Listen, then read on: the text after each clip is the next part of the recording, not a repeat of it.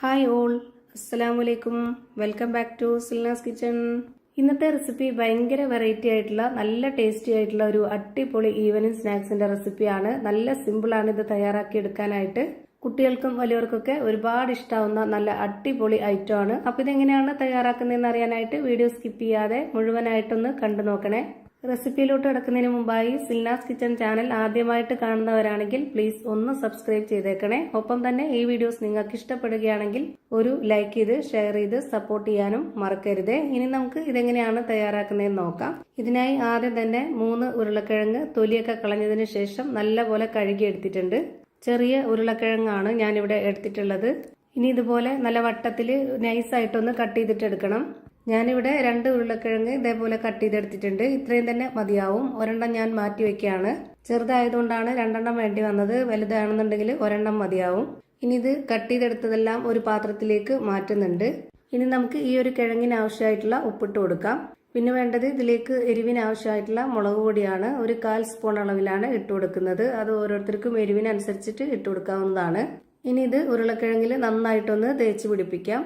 മറ്റു പൊടികൾ എന്തെങ്കിലും ഇട്ട് കൊടുക്കണമെന്നുള്ളവർക്ക് ഇട്ട് കൊടുക്കാവുന്നതാണ്. ഞാനിപ്പോൾ ഇവിടെ മുളക് പൊടിയും ഈ ഒരു ഉപ്പും മാത്രം തന്നെ ഇട്ട് കൊടുക്കുന്നുള്ളൂ. ഇത്രയും തന്നെ നല്ല ടേസ്റ്റ് ഉണ്ട്. ഈ ഒരു ഉപ്പും മുളക് പൊടിയും ഇതിൽ പിടിച്ചു വരാനായിട്ട് ഒരു 5 മിനിറ്റ് ഇതൊന്ന് മാറ്റി വെച്ചേക്കാം. അടുത്തതായി ഒരു ബൗൾ എടുത്തിട്ടുണ്ട്. ഇതിലേക്കൊരു 5 കോഴിമുട്ട പൊട്ടിച്ചൊഴിച്ചു കൊടുക്കുന്നുണ്ട്. ഫ്രിഡ്ജിൽ വെച്ചിരുന്ന മുട്ടയാണെന്നുണ്ടെങ്കിൽ ആ ഒരു തണുപ്പോട് കൂടി ഒഴിച്ചു കൊടുക്കരുത്. 5-10 മിനിറ്റ് നേരം പുറത്തെടുത്ത് വെച്ചതിന് ശേഷം അതിന്റെ തണുപ്പൊക്കെ വിട്ടിട്ട് വേണം ഇതിലേക്ക് പൊട്ടിച്ചൊഴിച്ചു കൊടുക്കാനായിട്ട്. എങ്കിലേ നല്ല പെർഫെക്റ്റ് ആയിട്ട് കിട്ടുള്ളൂ. ഇനി ഇതിലേക്ക് ആവശ്യത്തിനുള്ള ഉപ്പിട്ട് കൊടുക്കാം. ഇനി ഒരു വിസ്ക് വെച്ചിട്ട് നന്നായിട്ട് ഇളക്കി എടുക്കുന്നുണ്ട്. എളുപ്പത്തിന് വേണ്ടിയിട്ട് മിക്സിയുടെ ജാറിലിട്ടിട്ട് അടിച്ചെടുക്കരുത്. അപ്പോൾ ഇതിന്റെ പരുവം തെറ്റും. ഇതുപോലെ വിസ്ക് വെച്ചിട്ടോ അല്ലാന്നുണ്ടെങ്കിൽ ഫോർക്ക് സ്പൂൺ വെച്ചിട്ടോ തന്നെ ഇത് നന്നായിട്ട് അടിച്ചെടുക്കാവുന്നതാണ്. അടുത്തതായി ഇതിലേക്ക് പ്ലെയിൻ ആയിട്ടുള്ള യോഗട്ടാണ് എടുത്തിട്ടുള്ളത്. അത് മുഴുവനായിട്ടും ഇതിലേക്ക് ഇട്ട് കൊടുക്കുന്നുണ്ട്. 200 ഗ്രാമിന്റെ ആണ് എടുത്തിട്ടുള്ളത്. അത് മുഴുവനായിട്ടും ഇതിലേക്ക് ഒഴിച്ചു കൊടുക്കാം. ഇത് സ്കിപ്പ് ചെയ്യരുത്. നല്ല ടേസ്റ്റ് ആണ് ഈ ഒരു രീതിയിൽ ചെയ്തെടുക്കുമ്പോൾ. ഞാൻ എടുത്തിട്ടുള്ള ഈ ഒരു 5 കോഴിമുട്ടയ്ക്ക് അനുസരിച്ചാണ് എല്ലാ ഇൻഗ്രീഡിയൻസിന്റെ അളവും പറയുന്നത്. നിങ്ങൾ എത്രയാണോ പലഹാരം തയ്യാറാക്കുന്നത് അപ്പോൾ അതിനനുസരിച്ച് ബാക്കിയുള്ള ഇൻഗ്രീഡിയൻസിന്റെ അളവും വ്യത്യാസം വരും. ഇത് മുഴുവനായിട്ടും ഇട്ട് കൊടുത്ത ശേഷം ഇനി ഇത് നല്ലപോലെ വിസ്ക് വെച്ചിട്ട് അടിച്ചെടുക്കാവുന്നതാണ്. ഇതുപോലെ ഓരോന്നോരോന്നായിട്ട് ഘട്ടം ഘട്ടമായി ഇട്ട് കൊടുത്തതിന് ശേഷം വേണം ഇതുപോലെ ഇളക്കി കൊടുക്കാനായിട്ട്. ഇനി ഇതിലേക്ക് 2 ടേബിൾ സ്പൂൺ അളവിൽ അരിപ്പൊടി ഇട്ട് കൊടുക്കാം. വറുത്ത അരിപ്പൊടി തന്നെ ഇട്ട് കൊടുക്കാൻ വേണ്ടി നോക്കുക. നേരത്തെ ഇട്ട് കൊടുത്ത ഉപ്പ് പോരാതെ വന്നിട്ടുണ്ട്. അപ്പോൾ കുറച്ചുകൂടി ഉപ്പിട്ട് കൊടുത്തിട്ട് ഇളക്കി കൊടുക്കുകയാണ്. ഒട്ടും കട്ട കെട്ടാത്ത രീതിയിൽ നന്നായിട്ട് ഇളക്കി കൊടുക്കാം.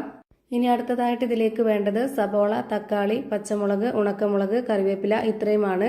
ഇതെല്ലാം തന്നെ വളരെ ചെറുതാക്കി കട്ട് ചെയ്തിട്ട് ഇതിലേക്ക് ഇട്ട് കൊടുത്തിട്ടുണ്ട്. എന്നാൽ മാത്രമേ നമ്മൾ ഉദ്ദേശിച്ച ആ ഒരു പരുവത്തിലും ടേസ്റ്റിലും ഒക്കെ ഇത് കിട്ടുള്ളൂ. ഒരു പകുതി സബോളയും അതുപോലെ പകുതി തക്കാളിയും 2 പച്ചമുളകും ഒരു 3 വറ്റൽമുളകും കുറച്ച് കറിവേപ്പിലയും ഇത്രയുമാണ് ഞാനിപ്പോൾ ഇട്ട് കൊടുത്തിട്ടുള്ളത്. എന്നിട്ട് ഇതുപോലെ നന്നായിട്ട് ഒന്നുകൂടി വിസ്ക് വെച്ച് ഇളക്കി കൊടുക്കുന്നുണ്ട്. ഇനി ഒരു പാൻ സ്റ്റൗവിലേക്ക് വെച്ച ശേഷം ഫ്ലെയിം ഓൺ ആക്കി കൊടുത്ത് അതിലേക്ക് കുറച്ച് ഓയിൽ ഒഴിച്ചു കൊടുക്കാം. ഓയിൽ ഒഴിച്ചു കൊടുത്തപ്പോൾ കുറച്ച് കൂടി പോയിട്ടുണ്ട്. അത്രയും തന്നെ വേണ്ട. ഈ ഒരു പാനിൽ മൊത്തത്തിലൊന്ന് ചുറ്റിച്ചെടുത്ത ശേഷം ബാക്കിയുള്ള ഓയിൽ കുറച്ച് മാറ്റുന്നുണ്ട്. ഇതുപോലെ വളരെ കുറച്ച് ഓയിൽ മതിയാവും. ഇനി നമ്മൾ മസാല തേച്ച് വെച്ചിരുന്ന ആ ഒരു ഉരുളക്കിഴങ്ങ് എല്ലാം ഇതുപോലെ അടുക്കി അടുക്കി വെച്ച് കൊടുക്കുന്നുണ്ട്. ഞാനിവിടെ ലോ ഫ്ലെയിമിലാണ് ഈ ഒരു പാൻ വെച്ച് കൊടുത്തിട്ടുള്ളത്. ആ ഒരു ഫ്ലെയിമിൽ തന്നെ വെച്ചിരിക്കുക. ഈ ഒരു പലഹാരത്തിന് ഒരുപാട് ഫ്ലെയിമിന്റെ ആവശ്യമില്ല. വളരെ കുറഞ്ഞ ഫ്ലെയിം മതി. എത്ര സമയമാണോ വേവാനായിട്ട് എടുക്കുന്നത് അത്രയും സമയം വരെ ലോ ഫ്ലെയിമിൽ തന്നെ വെച്ചിരിക്കുക. ഞാനിവിടെ ഈ ഒരു കിഴങ്ങ് തിരിച്ചും മറിച്ചും ഇട്ട് കൊടുത്തിട്ട് ഫ്രൈ ചെയ്തെടുത്തിട്ടുണ്ട്. ഒരുപാട് നന്നായിട്ട് ഫ്രൈ ചെയ്തെടുക്കേണ്ട ആവശ്യമില്ല. ഇനി ബാക്കി നമുക്ക് ഈ ഒരു കൂട്ട് ഒഴിച്ചു കൊടുക്കുമ്പോൾ അതിന്റെ കൂടെ കിടന്ന് വേവാനുള്ളതാണ്. റെഡിയാക്കി വെച്ച ആ ഒരു മിക്സ് മുഴുവനായിട്ടും ഇതിലേക്ക് ഒഴിച്ചു കൊടുക്കുന്നുണ്ട്. ഒരു 6-7 മിനിറ്റ് നേരം ലോ ഫ്ലെയിമിലിട്ട് ഇതൊന്ന് അടച്ചു വെച്ച് വേവിച്ചെടുത്താൽ മതി. അപ്പോഴേക്ക് ഒരു സൈഡ് നല്ലപോലെ വെന്ത് കിട്ടും. ഇപ്പൊ ഇതിന്റെ ഒരു സൈഡ് വെന്ത് കിട്ടിയിട്ടുണ്ട്. ഇനി ഒന്ന് തിരിച്ചിട്ട് കൊടുക്കാം. ഈ ഒരു പാനിൽ തന്നെയാണ് ഞാനിപ്പോൾ തിരിച്ചിട്ട് കൊടുക്കുന്നത്. ഇതുപോലെ ഒന്ന് തിരിച്ചിട്ട് കൊടുത്തതിന് ശേഷം ഈ ഒരു ഭാഗം 1-2 മിനിറ്റും കൂടെ വേവാനുണ്ട്. അപ്പോൾ അതിന് മുകളിലേക്കായിട്ട് കുറച്ച് മൊസറല്ല ചീസ് ഇട്ട് കൊടുക്കുന്നുണ്ട്. ചീസ് ഇഷ്ടമുള്ളവർ ഇട്ട് കൊടുക്കുക, അല്ലാത്തവർക്ക് സ്കിപ്പ് ചെയ്യാവുന്നതാണ്.